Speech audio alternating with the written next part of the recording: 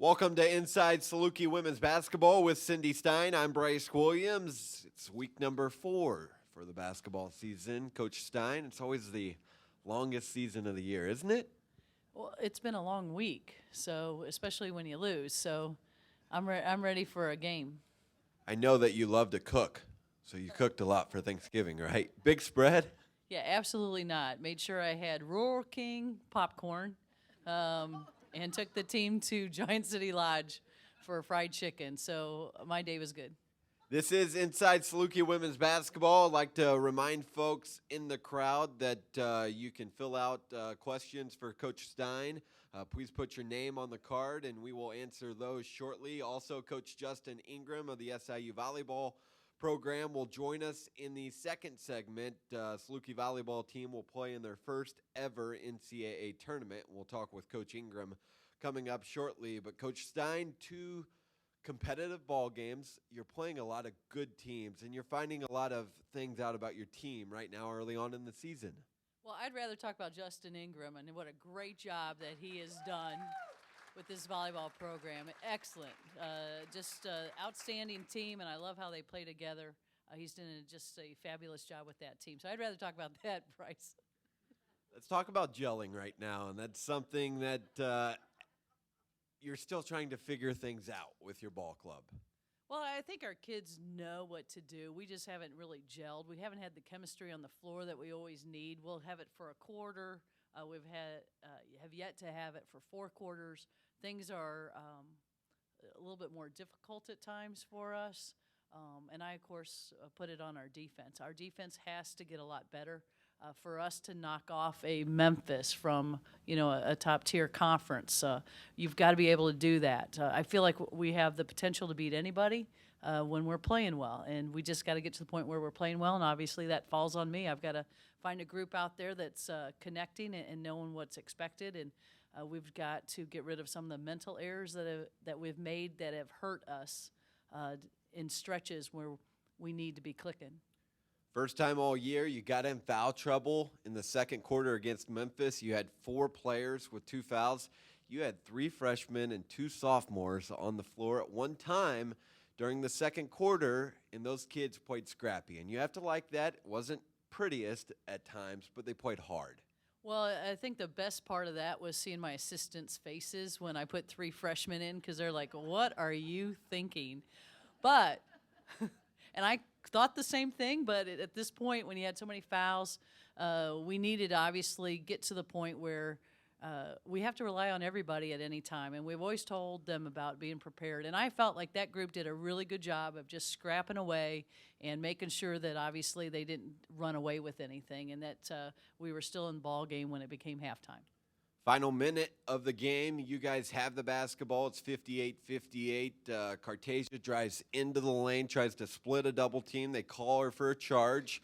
Then Memphis gets the basketball back. They hit a tough 3 off of a switch. You got in perfect position, and credit Ariel Hearn. She hit the 3. And then you had a look. The final 2 seconds, kind of the rule change. You got to advance the ball up to half court and got to draw out a play. And that will be useful down the line once you get in conference play and get into those close games. Well, and that's what we tell our team. We stress the details, and our details in those closing minutes weren't very good. So we've got to get better. Cartasia was trying to split people and didn't get the call, and you're not going to get that call when you're on the road. And, then we have our hands down, defending a good three-point shooter pretty well, but her hands are down, and she can pretty much get that shot off lickety-split, and we got to be better about those kind of details. And then even our execution of that last play, 2.3 seconds, you can get a good shot off, and we didn't execute the play like it needed to be done, and those are some of the things that are growing pains for us. Not being in the position where you have all these expectations, learning how to play at a feverish pitch with a high executing rate, and that's some of the things that we're still getting. But being in those kind of situations is good for us in the long run.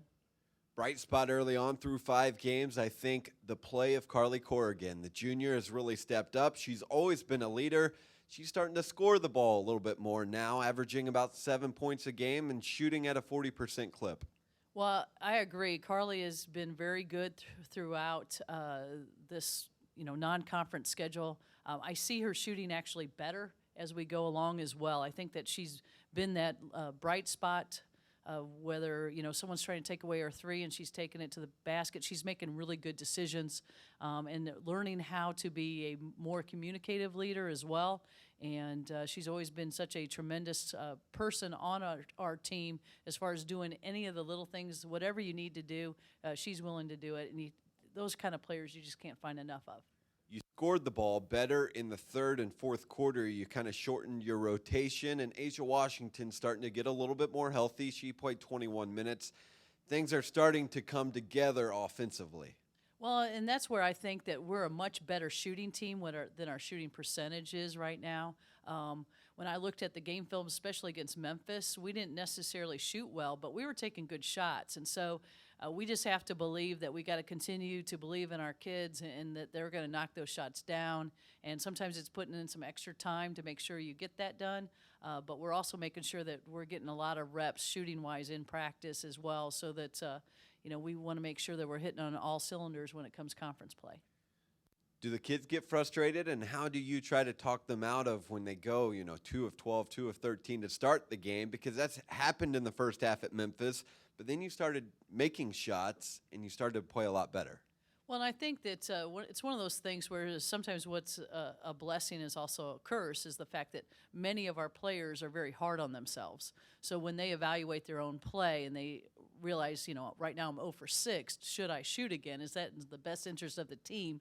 Sometimes, you want them not to think like that. You want them, you can't make a shot that you don't take. So we've got to get them believing that they're good shooters, and sometimes it just that 1 for 7, it's that one. Is that the one that makes the difference? And we've got to get them believing in themselves and sometimes not so hard on themselves in those scenarios.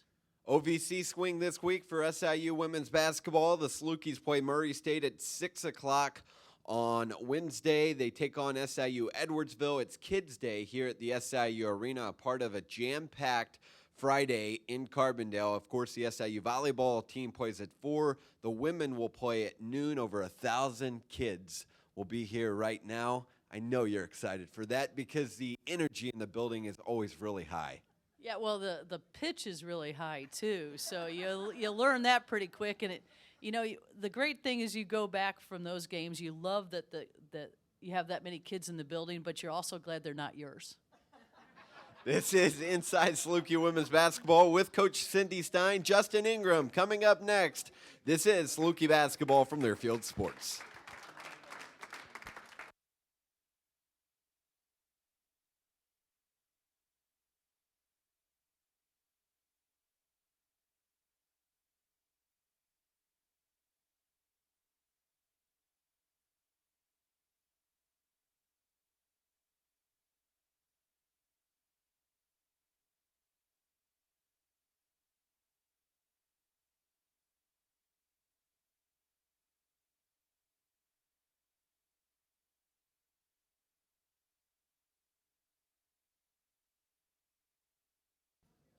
Welcome back to Inside Saluki Women's Basketball with Coach Cindy Stein. I'm Bryce Williams, joined by SIU volleyball coach Justin Ingram. The Saluki volleyball team, 23-9. They're playing in their first ever NCAA tournament. That's coming up on Friday. They play Illinois at 4 o'clock in Louisville. Coach Ingram, talk about that roller coaster ride. You beat Wichita State 2 weeks ago.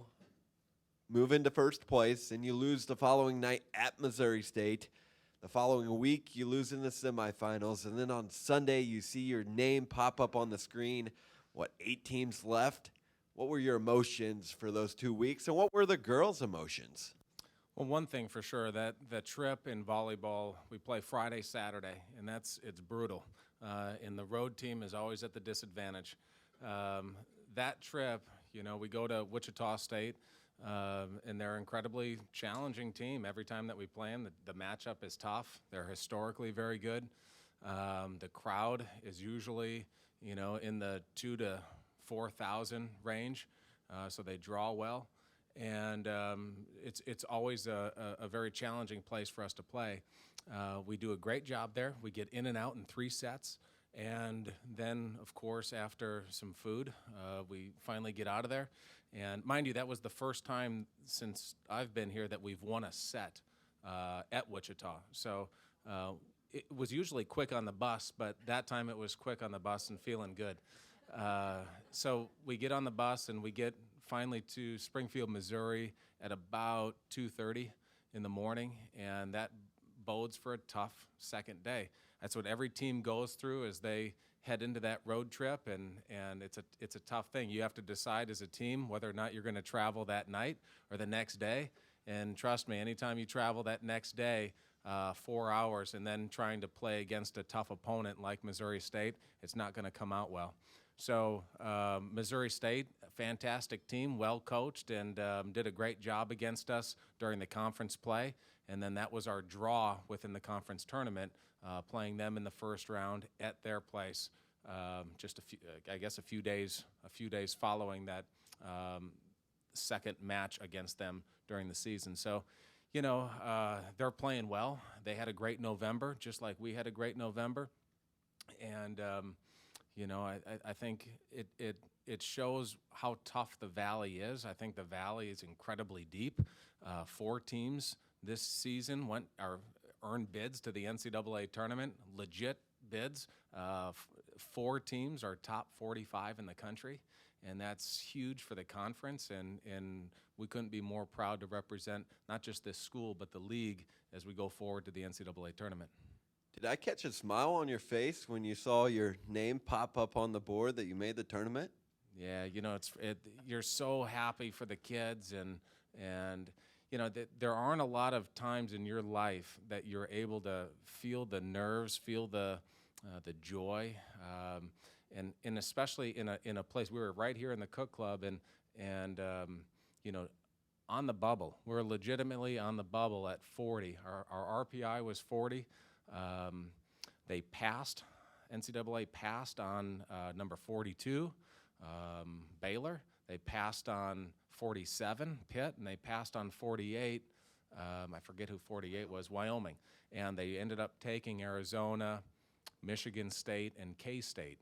And anytime they leapfrog people, you're at the mercy of decisions of people that are on the selection committee. They do their homework, and they do a fantastic job at making sure they're educated on the teams in the country and making the right decisions to bode for a competitive tournament. So, you know, although we felt good at 40, there's always that chance you could get leapfrogged, and so we're sitting here watching the TV, going into the very last pod of the bracket, going, you know, oh boy, here we go. So, so happy for those kids. If you haven't seen I think it's on Twitter, on our SIU volleyball Twitter page, the excitement of the girls and their celebration, their reaction to the announcement, it's worth a view. SIU volleyball this year for Twitter fans, #MakeHistory. That was not a coaching staff decision. That was your players. They wanted to make history, 23-9. 14 Valley wins, the most in school history. You finished second in the Valley. That's the highest finish in school history. So your kids coming into the season wanted to make history, and not only did they say that, they made it happen. Sometimes you're not always in favor of these powwows that the teams have, you know, and you're like, what was that meeting about? Okay. They said, Coach, we met, and they wanted to make history, and it's like, okay, well, we were pretty good last year and pretty good the year before. Do you know that we have to do even more than what we have done in the past? And they said, we know, Coach, we know. Just, you know, the team is all in. They're very committed. They want to experience things that are new.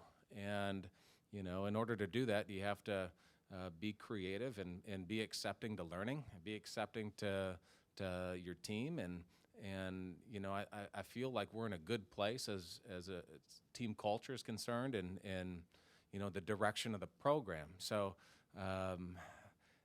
this experience right now that we're going through, being able to keep playing, hopefully the ones that are returning next year, our junior class, And of course, the sophomores and freshmen will be able to learn from this experience moving forward as potential growth within even more growth that we can experience within the volleyball program.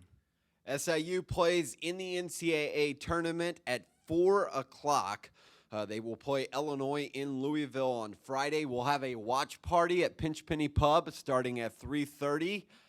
For all fans not making the trip to Louisville, and you get your in-state foe, Illinois, a team that you played last year. I think you lost the first set 25-23, very competitive. Your entire roster is back. Their entire roster has changed for the most part. Kind of. And I'll preface this with, at times last season when we played Illinois, at Illinois, and mind you, Huff is about 1,000 degrees in August, so it was a tough place for us to play. They have these giant fans that are above, and they literally make the ball move as you toss it up. It's challenging. We had, at times, 4 or 5 freshmen out on the court when we were playing them, and thought we were pretty competitive against Illinois. This year we're sharper, we're more polished, our system is more defined, our speed is faster, specifically to the left side attacker. We're playing far better volleyball at this point now than we were last year. Happens with maturity. We're a year older, we're a year better. Illinois, their best players are back. They're outside hitters from last year. One of them is back, and she's outstanding. They have an opposite that transferred from Oregon. They have a freshman setter who's all everything within notoriety, and she's going to be outstanding. They're big. They're physical. But that's who we match up well against. We like to play big physical volleyball. We like to jump high, hit hard, and block the ball. We match up well against teams that like to do the same thing. So we feel good about the matchup. Of course, Illinois is in a great conference, in a great league, and continue to do a great job year in and year out. So the challenges will be there, but this will be a fun one for our team. Congratulations, Coach. Go do work now in Louisville. Thanks so much. That's Coach Justin Ingram. The SIU volleyball team will play in Louisville, 4 o'clock Friday. Again, a watch party at Pinch Penny Pub. That will start around 3:30 in Carbondale for fans. Coming up next, Cindy Stein will rejoin the program. It's Inside Saluki Women's Basketball, brought to you by Learfield Sports.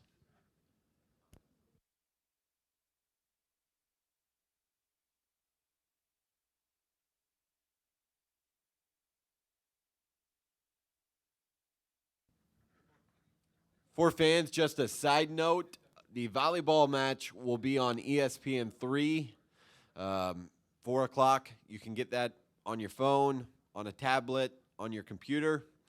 There is an app for your tablet or phone on ESPN3. It's called Watch ESPN. And for your computer, it's ESPN3.com. And all Valley basketball games will be on ESPN3. Welcome back to Inside Saluki Women's Basketball with Coach Cindy Stein. I'm Bryce Williams. Do you believe, Coach, in winning, transforming from one program to the next? When you have success in volleyball, does that wear over to basketball season? Absolutely. I think that, especially with this age group, they're very supportive of one another. They all want to help each other win. I think that it definitely rubs off. Plus, you see, I know Justin is very into the details as well, and doing the little things right. And so when he's preaching some of those same things, it's the same thing with Coach Henson. Your kids pick up on that as well, and they're like, well, at least Coach Stein's not as crazy as we think she is. The OVC swing coach this week, Murray State on Wednesday at 6 o'clock. Let's go back to last year. Diana Pierre, 14 of 14 against the Racers. That's a school record. She did not miss a shot the entire game, 31 points and 11 rebounds. That's got to rank up there as one of the better offensive performances that you've ever seen in person.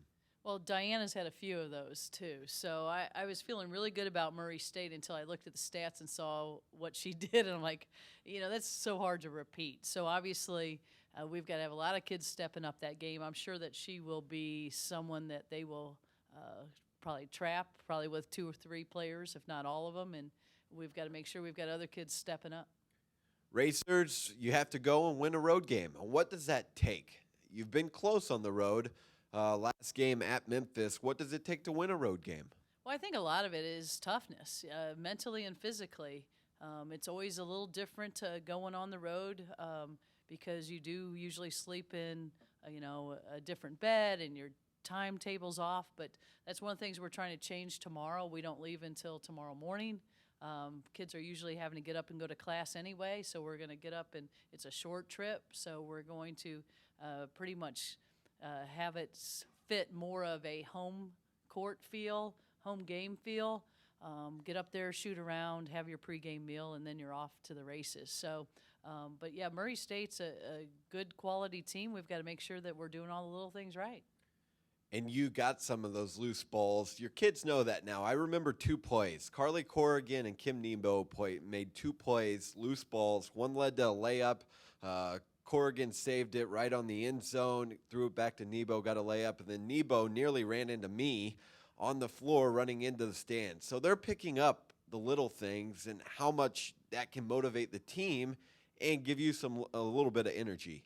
Absolutely. I think that anytime you can bring that kind of energy to any game, every single minute of the game, I mean, it favors you. It gives you more possessions. It just there's something to be said for making an outstanding play to save the ball and save the possession and score off of it. And then we had those opportunities, obviously, against Memphis. And we've got to continue to do that. There's a toughness in just being out, able to, dive for a loose ball and sometimes get in a crowd of traffic and come up with the tip to get the ball back. And but it takes an emotional toll as well when you're going on the road. So you got to make sure you're doing all those little things and staying after it. And that's the key with kids is you don't want them to get them down. You want them to stay focused on the positives. This is what we can do. I didn't do that right, but this is where I'm going to learn from it. And we keep moving on. And we're getting there. And I really feel good about this team. I know we're not close to our chemistry that needs to be, but we're so much closer than we were a week ago. SIU Edwardsville on Friday, 19-12, the Cougars. Paula Butcher, she used to coach at Bradley. They have a good ball club. Paula always does a great job. I've known Paula. We went to actually high school together, so we grew up good friends. We were on the same basketball and softball teams for years. So she does a tremendous job with their team. They'll always be ready. They've got a young lady out of Carterville that can shoot probably about 30 feet from the basket and knocks it down. So we'll have our hands full with them, and we've got to make sure we're hitting on all cylinders. Questions for Coach Stein from Diana Gassa. What is the significance of handing off the rolled-up towel to some of the players, but not all of them? It is a substitution baton.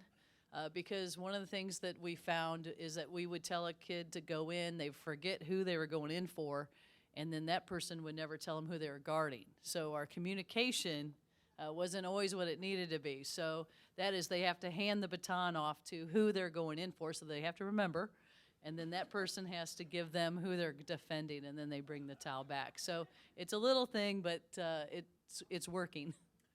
Jack Wisman with a pair of questions. What facets of your game, offense and defense, need to get better? And when the three-point shots don't fall, how can you improve your inside game? Well, I think that, obviously defense is huge with us. Our defense has to get a lot better. I think that anytime you want to win a championship, your defense has to be the dictating factor in that, because especially in the Valley, we've got some explosive scorers and scoring teams. So you can't count on your shot always dropping, so you got to count on your defense. And when those three-point shots are, I think what we try to evaluate, obviously we always want post touches. We want to have a lot of touches and looks at the basket in the paint. That's always an emphasis. We want that to be probably 80% of what we're looking for, but we also want to be able to kick it out and shoot a three as well. So if we're getting good looks at the basket, we're not knocking it down, our kids know that they've got to look to try to score, maybe getting to the foul line, taking it to the basket, changing their shots up, maybe going into more shot fake into a pull-up. But I think our inside game as well, obviously with Diana's a huge focus of our team, and we know that we got to get her the ball. But I think that's also with Selena Van Hefty and Kim Nebo and Ashley Hummel. They're also doing a very good job of also getting some good touches, and we always want to continue that. Coach, play well this week. Enjoy Murray State, not Missouri State yet. Come back and get a home win on Friday. All right, Bryce, that's the plan. That's Coach Cindy Stein inside Saluki women's basketball. Again, SIU plays Murray State on Wednesday at 6 o'clock. That game can be heard on US 97.7 starting at 5:40. And then SIU Edwardsville at noon on Friday. That game can be heard on 105.1 starting at 11:40. It's Kids Day at the SIU Arena. Again, SIU Volleyball watch party at 4 o'clock. Game will start at 4. We'll start the watch party about 3:30 on Friday. SIU Volleyball plays in the NCAA tournament. They play in Louisville and take on the Illinois Fighting Illini starting at 4 o'clock. For Coach Cindy Stein, I'm Bryce Williams. That was Inside Saluki Women's Basketball from Learfield Sports.